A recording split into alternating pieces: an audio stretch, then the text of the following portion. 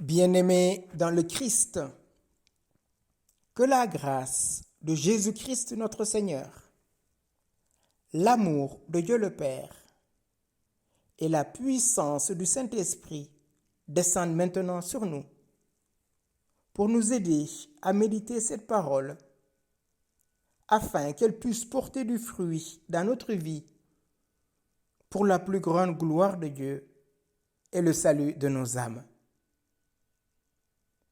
En ce 16e dimanche du temps ordinaire, j'aimerais méditer avec vous l'évangile de Jésus-Christ selon Saint Luc, au chapitre 10, du verset 38 au verset 42.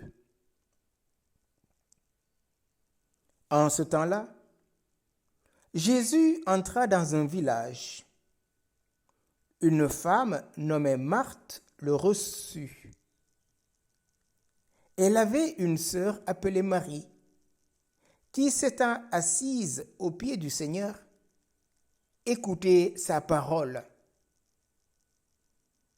Quant à Marthe, elle était accaparée par les multiples occupations du service. Elle intervint et dit: Seigneur, cela ne te fait rien, que ma sœur m'ait laissé faire seule le service. Dis-lui donc de m'aider. Le Seigneur Jésus lui répondit: Marthe, Marthe, tu te donnes du souci et tu t'agites pour bien des choses. Une seule est nécessaire. Marie a pris la meilleure part. Elle ne lui sera pas enlevée.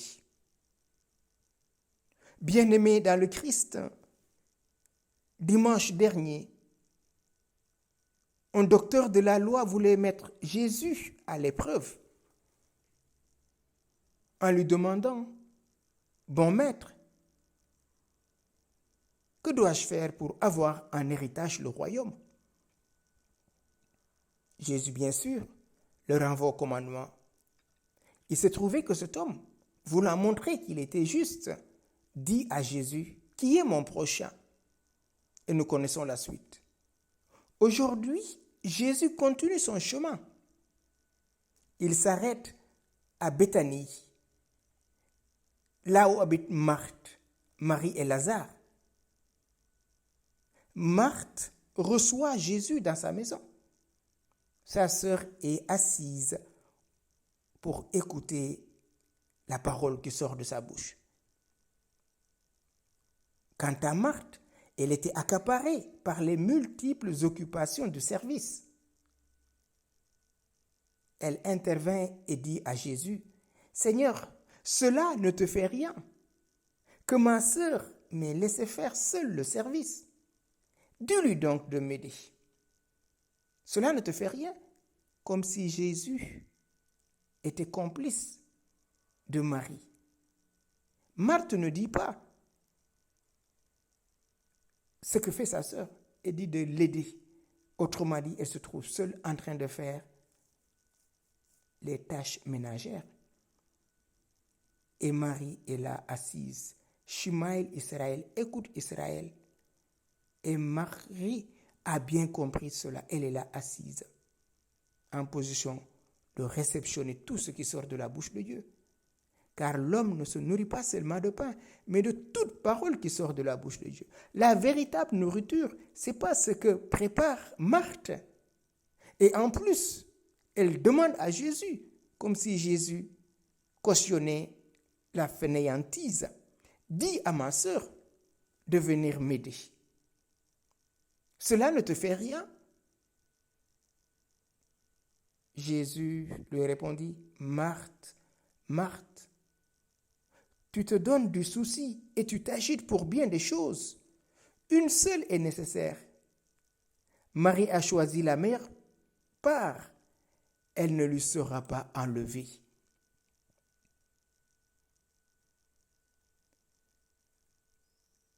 Le comportement inquiet de Marthe inspire Jésus à une petite mise au point profitable pour chacun d'entre nos frères et sœurs.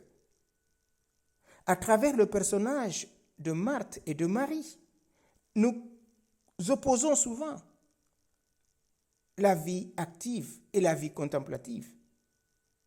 Or, les deux ne s'opposent pas. Jésus reprend plus longuement à propos de notre vie. Ne vous souciez pas de ce que vous allez manger, ni à propos de votre corps, de quoi vous allez vous vêtir. En effet, la vie vaut plus que la nourriture et le corps plus que le vêtement. Observez les corbeaux. Ils ont leur nourriture et ils ne font ni semaille ni moisson. Cela montre, frères et sœurs, nous n'avons pas à nous inquiéter. Ce que nous faisons, faisons-le avec beaucoup d'amour, comme dit Paul aux Colossiens. Tout ce que vous faites, faites-le comme si c'était pour le Christ. Marie a compris cela. Marie n'est pas une fainéante. Elle reçoit Jésus à sa manière, en se mettant à son école.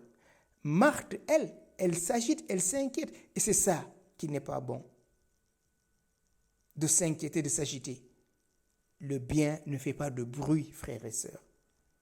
Il y a des personnalités angoissées qui veulent tout maîtriser, qui veulent tout gérer. Ne cherchez donc pas ce que vous allez manger et boire. Ne soyez pas anxieux. Tout cela, les nations du monde le recherchent. Mais votre Père sait de quoi vous avez besoin. Cherchez plutôt son royaume et cela vous sera donné par surcroît. Sois sans crainte, petit troupeau. Votre Père a trouvé bon de vous donner le royaume. Luc au chapitre 12, versets 30, 32 et suivants. Marie est assise pour se nourrir de ce qui sort de la bouche de Dieu, qui est une parole de vérité, une parole de vie. Marthe, elle part d'elle-même, de sa générosité débordante. Tous les deux, chacun à sa manière, accueillent aussi le Seigneur. Mais cet accueil dépend de chacun de nous.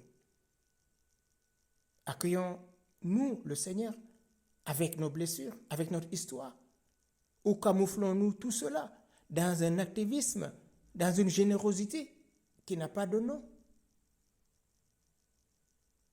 Le bon samaritain, c'est celui qui a versé l'huile et le vin sur les plaies et qui l'a porté sur lui et l'a amené à l'auberge. Ici, Jésus nous dit, Marie a choisi la meilleure part. Qu'est-ce que cela représente, frères et sœurs? Cette meilleure part dont nous parle Jésus, n'est-ce pas notre vie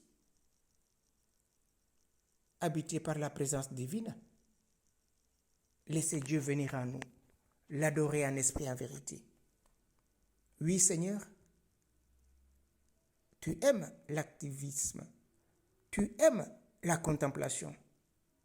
Les deux sont là parce que Marie t'écoute, Marthe veut te servir, mais les dispositions du cœur ne sont pas les mêmes. Comme Caïn et Abel qui offrent un sacrifice, Dieu va agréer le sacrifice d'Abel parce que son cœur est tourné vers Dieu. Caïn, son cœur est tourné vers son frère. Il va jalouser, il va comparer. Et Marthe fait la même chose. Cela ne te fait rien. Autrement dit, ma sœur, qu'elle vienne m'aider, qu'elle ne me laisse pas faire les choses seule. Demandons à l'Esprit Saint, en ce temps estival, de nous laisser éclairer. Que tout ce que nous faisons, qu'il soit pour la gloire de Dieu.